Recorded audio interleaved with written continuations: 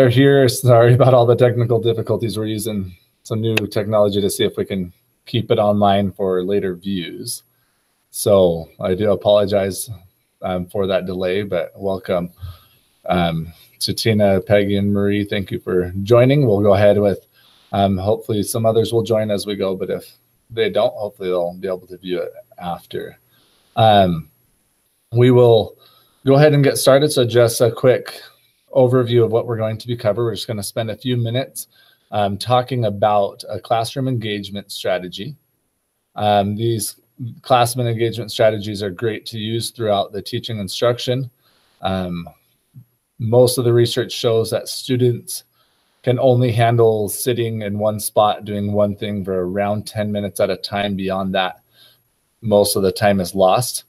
So with that in mind, it's like, oh man, how are we going to get them out of their seats and moving, but also engaged in content that is important? And so we're going to talk about Dr. Spencer Kagan is an educational guru on engagement strategies. He has quite a few products out, and a lot of these what are called Kagan structures, and they're all about cooperative learning. And so the ability to learn cooperatively with your peers and putting that responsibility on the students. And so the first thing I just want to go over, this is what's called the time pair share. And so with the time pair share, we end up with a situation in which students get to share. So the timed pair share refers to how and where students are going to, where they're going to, I apologize, I had someone coming on in the room for it, but so I apologize, that threw me off. Let me back up a little bit. The time pair share is where we are going to get the students up. We're going to get them in a structured way, sharing or discussing the content we're reviewing. So for this is right from his website. It says the teacher states a discussion topic, how the students are paired, to pair, and how long the students will have to share, and selects who will go first. It is perhaps the easiest way to infuse cooperative interaction into just about any point of the lesson. So if you notice here, it talks about the teacher states the discussion topic, how students are going to pair, and then how long they're going to share for, and who will go first. So the teacher has to arrange all of those things. Here in my classroom, I love to take any topic. So let's just take mathematics. Let's say we just did some notes on a problem. We did an example, and now I want them to share. So I give them another problem to solve. Once they solve, I want them to then share how they did it. So in that situation, what we would see is in that situation, the students would get up, they would take their work with them. And what I love to use, I like to use what's called a music mixture. I just put on a little music for a couple minutes. Once that music is stops playing, they have to find someone, the closest person to them, and then I have them share. And so as you saw in that, so then also we have to direct how the students will partner up. And so, or who will go first. So what I will often do is say, let's have the tallest person go first. Let's have the person, I'm in this one with the darkest clothes in the example there, I'll go back to. So there's a lot of different ways that you can have them go first. Whoever has the biggest hands, whoever is wearing this or that, you can play with it a lot of different ways to get them involved. And then you say that person shares first. Now, the reason why it's called a timed pair share, if we go back to that slide, is that this, for the example here, so what do you predict it will be about? Face partners, so those would be people they sit directly across from if they're sitting in group setting. If they're sitting in rows, it might be the person sitting next to them. Those are often called shoulder partners in the Kagan structures. And you're going to share for 30 seconds each. And it seems like 30 seconds isn't very long, but for them, that can actually be a very long thing. So what you do is you just start it and say, okay, ready? Partner with the darkest clothes, go. And you sit there and you time. And while you're timing on whatever you want to use as your timer, you're walking around the room and you're interacting with the students by listening to their conversations. And here's the most challenging part. If they stop talking before that 30 seconds is up, you encourage them. Their 30 seconds isn't over. Keep talking. Sometimes you can go longer if it's a longer discussion topic. And so as they share and engage in that conversation, you then say, all right, our 30 seconds is up. Switch, the other person will now share. You start the timer again, the other person then shares. And it's super important that teachers, you wander around the room and you make sure that the students are having that conversation and that they are talking for the entire 30 minutes. Or 30 seconds, I apologize. Once that 30 seconds is up, you can decide if you wanted to have them share again, if it was something else, or if there was a follow-up process. You know, the first students might have shared about the strategy they used to solve the problem. The second students might share their answer and how they justified it. So you could then do another share with, have them move around again by, you could either play music or just say, okay, go ahead and mix around, go touch 3 walls, and then find the person closest to you and pair up. Person with the lightest color clothes this time will share first. And so you just do that.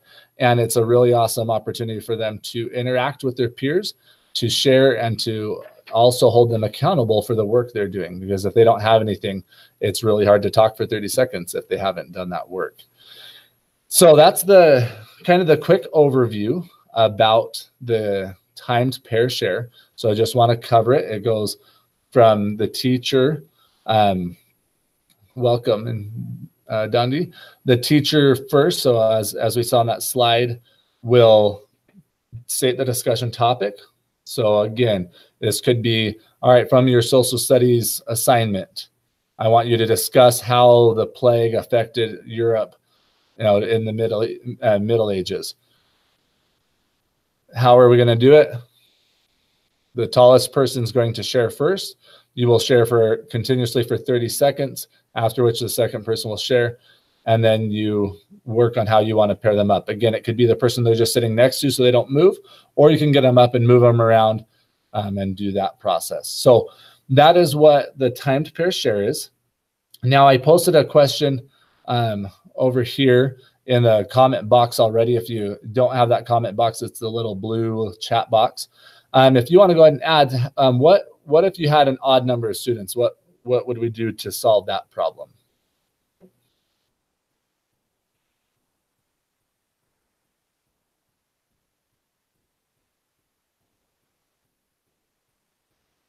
Awesome. Perfect. That's the easiest way. Thank you, Dundee. If you have an odd number of students, the teacher can just hop right in there and be that person's partner.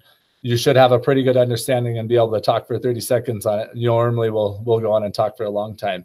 Anyone else have any other ideas that if you were not able to, or let's say that you maybe had a couple different students that you needed to pair differently than just a normal. Anyone else have any ideas?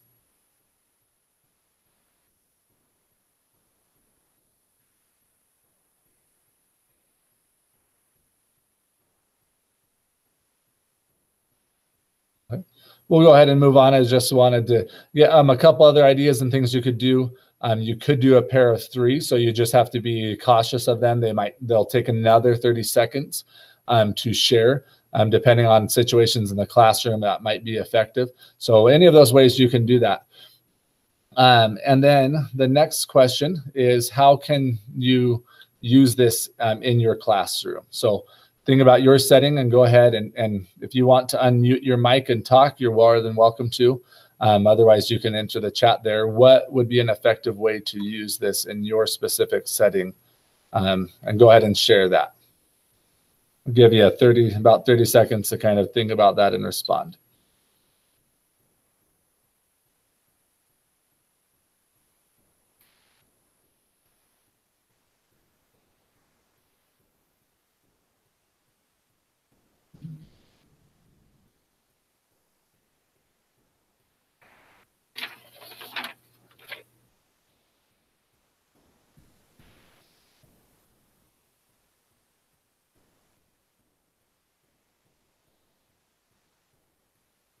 Awesome. Thank you, Peggy.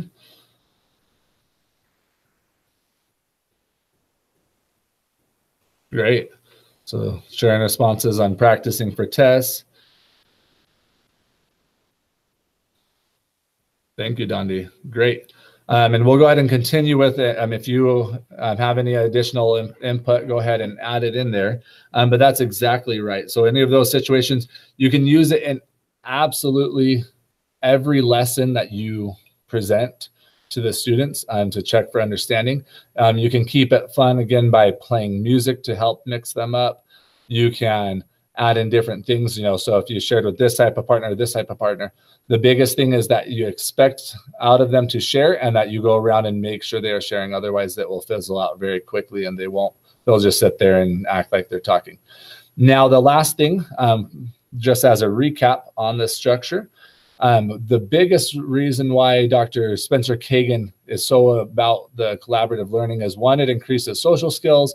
Two, it gets them talking and puts their words out, like mentioned. But then it also changes. If we are the only person talking, let's say in a class of 24, that's 1 out of 24 students, or 1 out of 25 total people, but of all 24 students are silent and not verbally participating. Once we switch it to a timed pair share model, immediately that goes up to 50%. Half of the students are talking and half of the students are listening. And that's when we get the real bang for our buck of instruction, is when we increase engagement of students, their learning will increase dramatically. And so I just encourage you to go out and use this strategy in your classroom, share it with others on your campus, and help kind of spread how you can collaboratively learn together.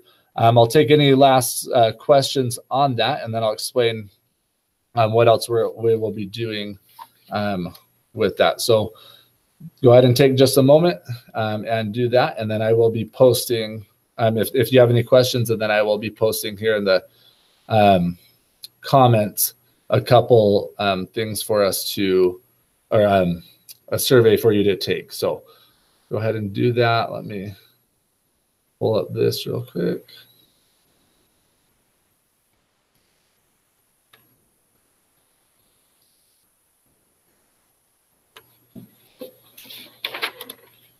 Okay, so right there in the comments box is a form, a survey. And so if you want to go ahead and click that, you can go to the questionnaire. It'll take you just a couple minutes, and that feedback we will be able to send you then a certificate for seat hours. So thank you so much for participating.